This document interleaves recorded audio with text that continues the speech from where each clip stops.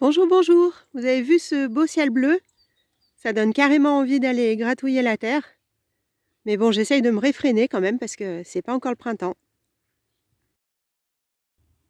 En attendant, la neige a bien fondu et regardez-moi ce carnage. On a une taupe ou un campagnol qui est en train de nous labourer le sol. Alors de ce côté, c'est pas très grave.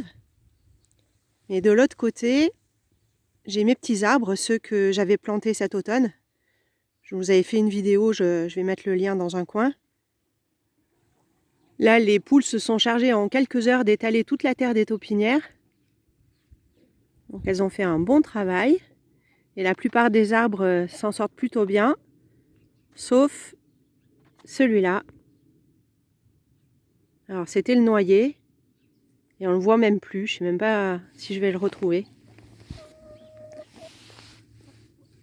Ah si, il est là. Oui, mais non, mais pousse-toi, toi. Mais évidemment, dès qu'on gratte la terre, elles arrivent. Si, il est là. Alors, j'arrive pas à voir s'il a les pieds dans un trou ou pas. Je vais enlever les tuiles qui sont autour. Mais poussez-vous. Oh, ça a l'air d'aller. Mais ça, c'est mon doigt, fille. Me mange pas les doigts. Pousse-toi, allez.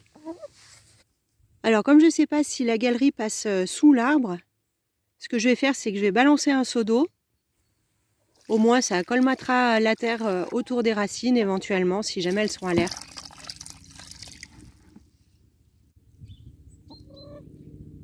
Bon, faut que je vous avoue un truc, je crois que je suis pas une bonne jardinière. Alors, je dis pas que je fais que des trucs nuls, hein. J'arrive toujours à tirer mon épingle du jeu, à faire des récoltes. Mais quand je vois ce que les autres potagistes, on va dire, proposent en vidéo, je suis vraiment admirative du travail et parfois même ça me fiche des scrupules.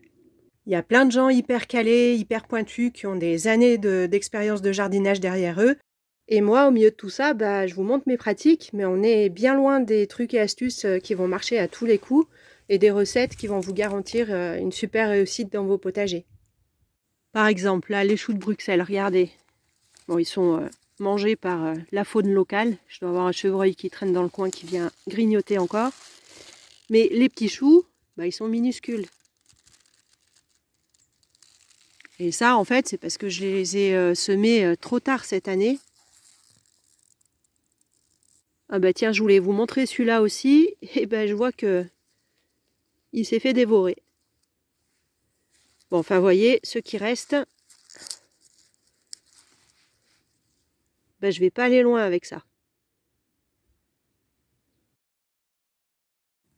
Donc ces petits choux, je les ai fait trop tard. Et par contre, les oignons, eux, les bulbis, je les ai mis trop tôt. Et avec les douceurs qu'on a eues, ils sont sortis rapidement. Maintenant, ce que j'ai peur, c'est qu'ils montent à fleur dès les premières chaleurs. Un autre truc, par exemple, en ce moment, on est tous en train de sortir nos graines pour attaquer la saison. Et il y a pas mal de vidéos où on parle des terreaux de semis. Généralement, pour ça, on le choisit très fin. Certains même n'hésitent pas à le retamiser quand il est d'une qualité un peu moindre. En plus d'être fin, on lui demande d'être léger. C'est pour ça que la plupart du temps, on va retrouver dans sa composition un ajout de perlite pour avoir une texture bien drainante et éviter le développement des mousses. Et en même temps riche en nutriments pour assurer le bon développement des plantules. Donc souvent, on retrouvera des engrais à l'intérieur. Alors que moi, qu'est-ce que je vous présente et que j'utilise en terreau de semis? Ça. C'est le compost qu'on a tamisé. Et du coup, vous voyez, il est plein de gros morceaux. Très carbonés, des petits bouts de branches, des petits bouts d'écorce. Ce qu'on voit pas là, c'est qu'il est aussi plein de graines de tout et n'importe quoi. Mais une fois que ça se met à germer, ça me donne ça. Une espèce de forêt vierge de mauvaises herbes. Et je suis obligée de tout arracher à la main. C'est pas très grave en soi, hein, seulement ça prend un peu de temps.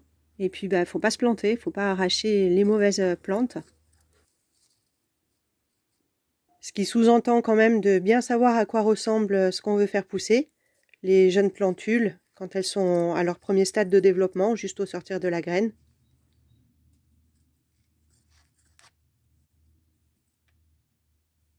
Un autre truc aussi, un autre inconvénient avec ce substrat, c'est qu'il est assez chargé en café. Parce qu'en fait, on met tout notre marc dans le compost. Et j'avais vu plusieurs fois, je sais plus où, que ça a un effet antigerminatif. C'est un bon apport après, une fois que les plantes sont en place. Je crois que ça apporte pas mal d'azote. Par contre, au moment du semis, eh ben, ça favorise pas la levée des graines. D'ailleurs, petit aparté, il y a Stéphane du Jardin de Louvain qui a fait une vidéo il n'y a pas longtemps là, sur le sujet. Si vous voulez un peu plus d'informations, je vous mettrai la référence en description. Alors, pour en revenir au risque de mauvaise germination à cause du café, moi je pallie à ça généralement en mettant beaucoup de graines dans mes godets, mais parce que je peux me le permettre. Comme je fais mes semences, j'en ai à profusion, donc je peux en gâcher quelques-unes. Par contre, quand on achète ces sachets de semences et qu'on les paye parfois jusqu'à 3,20 € ou 3,50 €, je peux comprendre qu'on n'a pas envie de les gâcher et qu'on prenne toutes les précautions pour assurer son semis, par exemple en achetant un bon terreau adapté.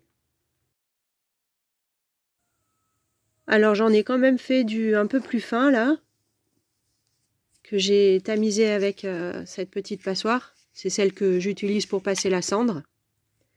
Et je vais mélanger ça avec de la terre de jardin que j'ai tamisée également. Et ça, je le réserve pour le semis de poivrons et piments. Et j'en referai probablement quand je ferai les tomates dans un mois.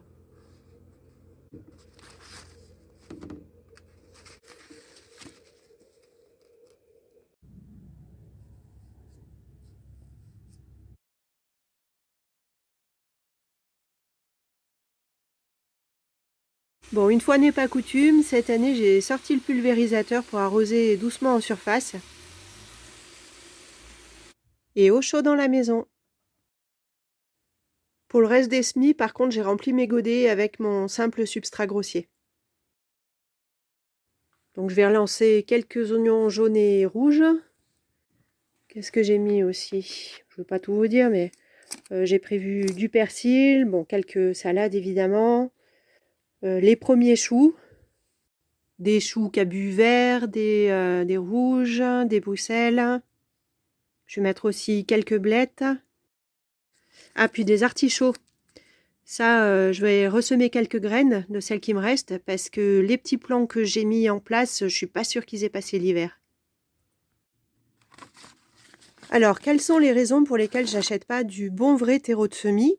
En fait, déjà, je trouve que c'est super cher. Il y a aussi l'impact écologique que j'essaye de limiter, même si c'est pas grand-chose.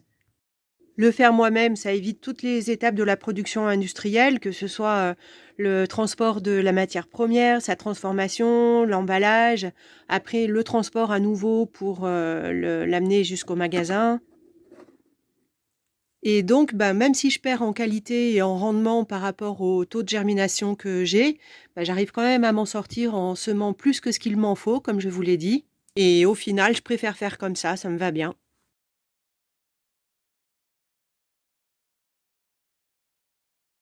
Je juge personne, hein, ça n'engage que moi et même parfois quand ça rate, je me dis que je ferais mieux quand même d'acheter du vrai terreau de semis. Mais je me rassure aussi en me disant que dans la nature, les graines n'ont pas tout ça pour lever, elles doivent se débrouiller avec ce qu'elles trouvent au sol.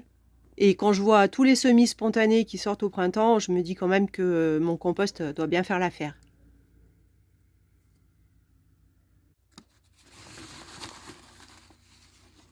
Un petit truc que je fais souvent, c'est que dans chaque godet, je sème des graines récoltées sur des années différentes.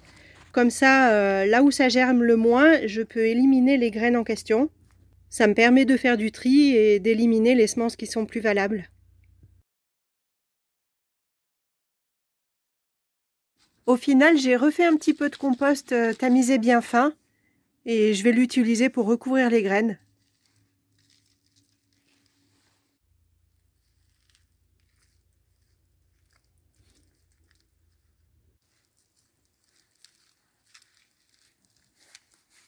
Bon, finalement, j'ai pas terminé, j'ai pas fait tout ce qui est choux notamment, mais c'est pas grave, hein, j'ai encore largement le temps, je ferai ça d'ici une semaine ou 10 jours.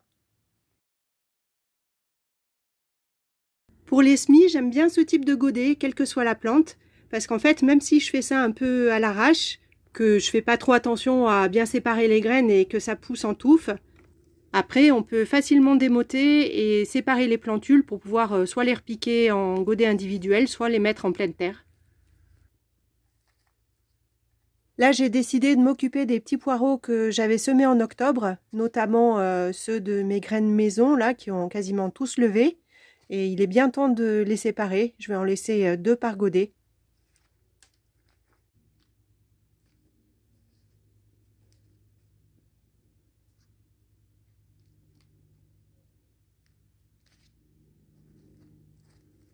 Voilà, je vais m'arrêter là pour cette petite séance de jardinage. Je croise les doigts pour que toutes mes petites graines sortent de terre.